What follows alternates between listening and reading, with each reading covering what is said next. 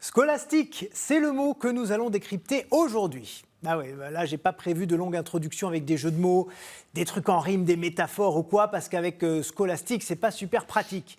Il y aurait eu un truc avec élastique, zygomatique, cathartique, mais bon, on va faire basique, c'est quand même bien plus dynamique. Bienvenue donc dans le Quesaco et bonjour Père Clazen. Bonjour. Allez, notre micro-trottoir et puis on revient dans un instant, c'est parti. Scolastique, c'est compliqué. Hein. Je n'entrerai pas dedans parce que scolastique. Oui, je l'ai déjà entendu, mais je ne sais plus à quoi ça ressemble. Peut-être l'apprentissage des mathématiques. C'est assez moyenâgeux, quoi. Ça fait penser à ecclésiastique, un peu à l'église, mais c'est vraiment très vieux, quoi. Scolastique, bon, je vais pas dire école quand même, mais bon, ça doit avoir quelque chose comme ça, je sais pas. Oui, bon, là, j'avoue, c'est un mot assez compliqué. Enfin, je veux dire, c'est pas facile à placer dans un dîner entre amis devant une raclette, je suis d'accord. C'est bien pour ça qu'on compte sur vous, Père Clazen. Alors, la scolastique, une sorte de philosophie, peut-être? Comment vous définissez? Alors, la scolastique, c'est une école, c'est une méthode. C'est la méthode universitaire, disons. On peut, pour faire simple, parce que, voilà, Ça va pas être facile. Voilà, c'est ça. La scolastique, on peut dire il y a trois périodes. La première période, c'est ce qu'on appelle la réforme carolingienne.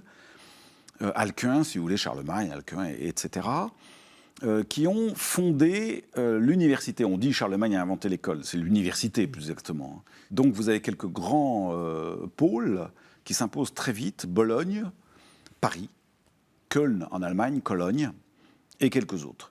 Alors là, ce sont des universités, ça existait déjà avant par Charlemagne, par le biais des monastères. Beaucoup de monastères étaient aussi des écoles, au sens que je viens de dire. Ça, c'est la première scolastique. Qu'est-ce qu'elle a comme caractéristique? Eh bien, on veut rendre compte, par la raison, de la foi. Alors, il y a des grands noms, hein, Abélard, Saint-Anselme. Donc voilà, ça c'est la première période. Deuxième période, c'est quand l'université devient citadine. Donc Paris, la sonore de sa réputation, Bologne, Köln. Et là, on a un système où on emprunte à un philosophe qui s'appelle Aristote et où on fait une philosophie très construite, très ordonnée. Et la première scolastique avait ce qu'on appelle les 7 arts libéraux. Peu importe, c'est des sciences réputées rendre libres. On pourrait parler de ça pendant des heures. Et la seconde, sur les 7 arts libéraux, va d'abord privilégier la dialectique.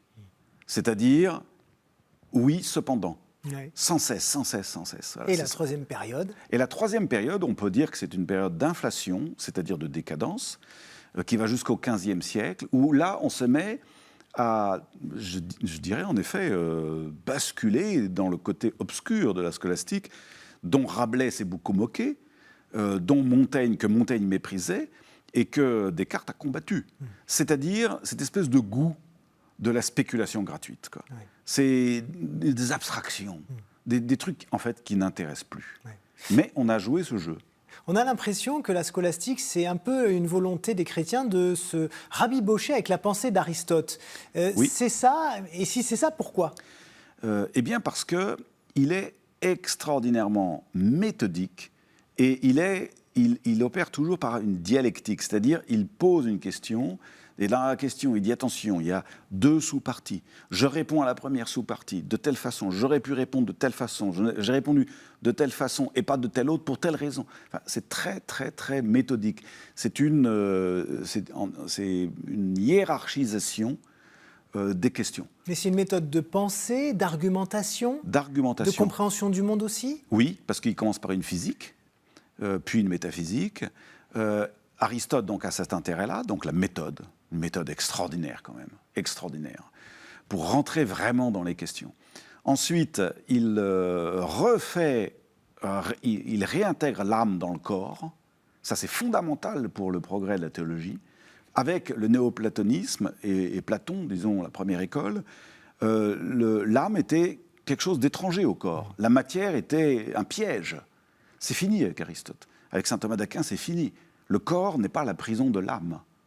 Voilà, mais il n'y a pas d'âme sans corps. Donc c'est extraordinaire, quoi. Extraordinaire.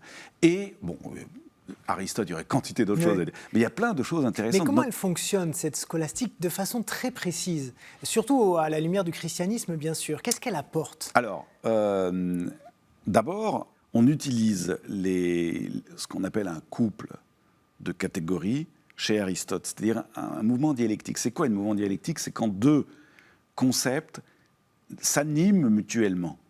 Et ça explique tout. Par exemple, nuit-jour, Oui. ça s'anime mutuellement, c'est un couple. Eh bien, Aristote a mis au point, pour expliquer le mouvement, pourquoi ça bouge, pourquoi il y a de la vie, pourquoi les choses semblent aller vers un destin. Eh bien, il met le couple acte et puissance. Quelque chose est en acte, c'est-à-dire en plénitude, et il est en puissance quand il est en train de le devenir. Eh bien, ça explique le mouvement. Et ça explique le désir humain. Et ça explique la croissance des herbes. Voilà, c'est aussi bête que ça, quoi. Voilà, donc il met en place des couples comme ça qui sont vraiment extraordinaires. Et puis, deuxièmement, c'est une méthode de question-réponse. Et on passe tout au crible de la question. Voilà, tout est questionné. C'est ça la grande richesse de cette seconde période de la scolastique. Donc ça a permis aux pères de l'Église de répondre à un certain nombre de questions théologiques? Ça a permis, alors les pères de l'Église, c'est plutôt l'Antiquité chrétienne. Oui. Ça a permis, les docteurs de l'Église, je dirais peut-être. Ouais, voilà, c'est ça. Ça leur a permis de mettre sur le contenu de la foi, sur la révélation, des mots que la raison peut honorer. Donc on a réconcilié raison et foi. Oui. C'est ça. Oui, oui. Eh bien, merci Père Clasen pour tous ces éléments de compréhension. Et puis, merci à vous. J'espère que vous avez bien tout suivi. Sinon, vous nous appelez à KTO. On vous passe le Père Clasen. Si vous avez 3-4 heures devant vous, il va tout vous expliquer. Merci à tous d'avoir été avec nous. Et puis, on se retrouve la semaine prochaine. Bye bye.